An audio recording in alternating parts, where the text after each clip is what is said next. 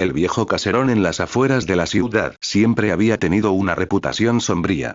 Abandonado durante décadas, la gente del pueblo susurraba historias de extraños sucesos y una presencia maligna que lo habitaba.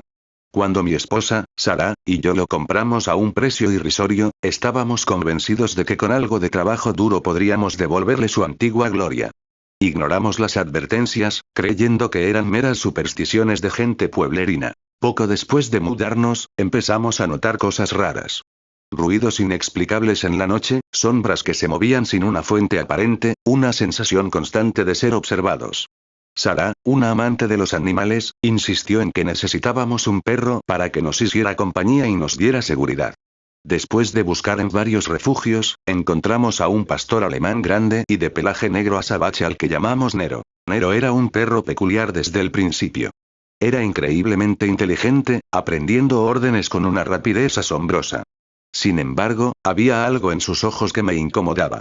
Eran demasiado penetrantes, demasiado humanos.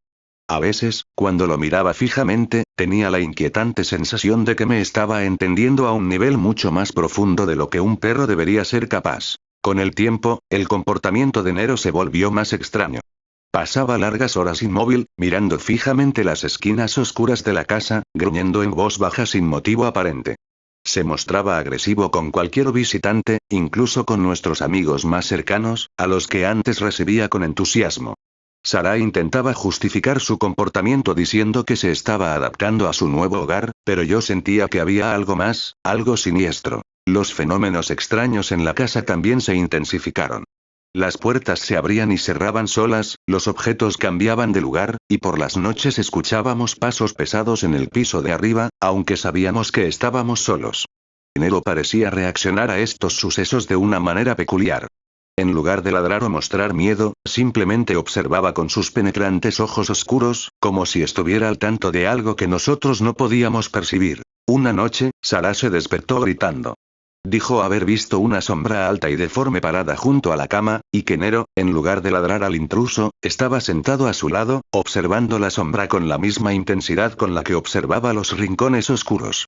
Cuando encendí la luz, la sombra había desaparecido y Nero nos miraba con una expresión que juraría que era de complicidad. Empecé a sospechar que Nero no era un perro normal. Su inteligencia inusual, su comportamiento extraño, su aparente conexión con los fenómenos paranormales de la casa, todo apuntaba a algo antinatural.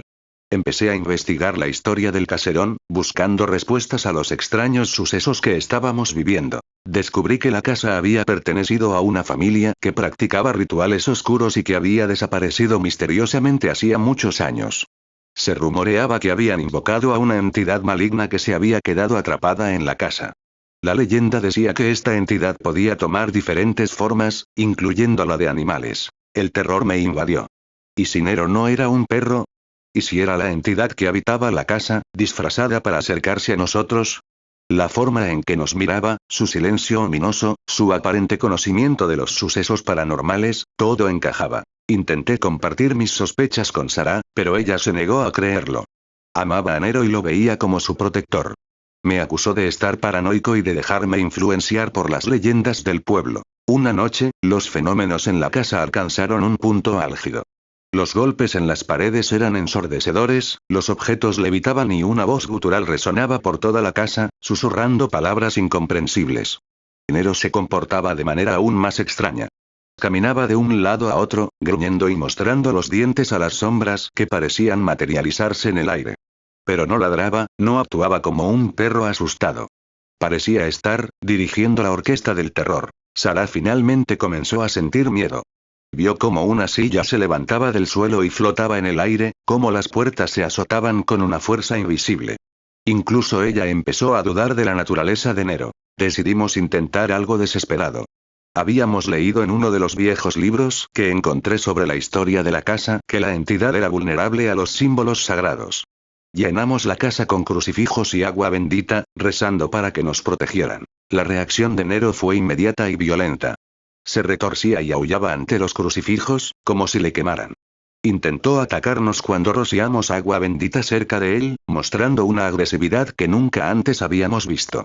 Sus ojos brillaban con una intensidad demoníaca. Fue en ese momento que la verdad se hizo horriblemente clara. Enero no era un perro. Era la entidad, la presencia maligna que habitaba la casa, y nos había engañado para ganarse nuestra confianza. Esa noche, la casa se convirtió en un infierno.